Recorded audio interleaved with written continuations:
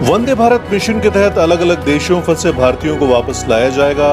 अब मिशन के दूसरे चरण में कई और देश भी जोड़े गए हैं, जहां से भारतीयों को वापस लाया जाएगा।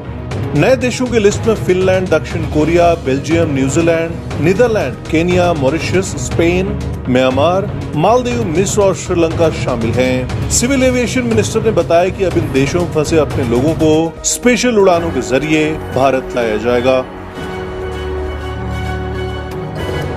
कोरोना वायरस के प्रकोप से पूरी दुनिया जूझ रही है। ऐसे में कई देश इस महामारी की वैक्सीन की खोज में जुटे हैं। अमेरिका की दवा कंपनी मॉडर्ना ने कोरोना वैक्सीन बनाने की उम्मीदें बढ़ा दी हैं। सोमवार को कंपनी ने जानकारी देते हुए बताया कि जिन मरीजों पर उसके mRNA वैक्सीन का ट्रायल किया गया, उसके शरीर में उम्मीद से अच्छी इम्यूनिटी बढ़ी है और साइड इफेक्ट्स भी मामूली है। मॉडर्ना ने कहा कि वो परीक्षण के दूसरे चरण में 600 लोगों को शामिल करेगी, जो जल्द शुरू होगा। परीक्षण भारतीय मौसम विभाग ने कहा है कि चक्रवात अम्फान तूफान मंगलवार दोपहर या शाम तक सुंदरबन की तरफ भयंकर तूफान के रूप में आ सकता है।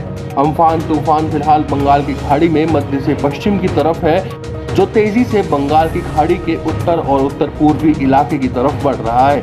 बता दें कि सरकार की तरफ से जानकारी दी गई है कि ये चक्रवात बुधवार को पश्चिम बंगाल और ओडिशा के तटों से टकरा सकता है, जिसके चलते ओडिशा सरकार ने तटीय इलाकों लॉकडाउन 4 में दिल्ली की केजरीवाल सरकार ने जैसे ही रियायत देनी शुरू की, राजधानी की सड़कों और मोहल्लों में थोड़ी रौनक देखने को मिलने लगी। सरकार की नई गाइडलाइंस के अनुसार मंगलवार से चाय की दुकानें फिर खुलने लगी। ये नज़ारा है नई दिल्ली रेलवे स्टेशन के बाहर का। अमूमन इन इलाकों में 24 घंटे हजारों की संख्या में भीड़ रहती है, लेकिन 24 मार्च से ही देश भर में लॉकडाउन लगने से खामोशी थी। वहीं दिल्ली की सड़कों पर ऑटो दौड़ते दिखाई दिए।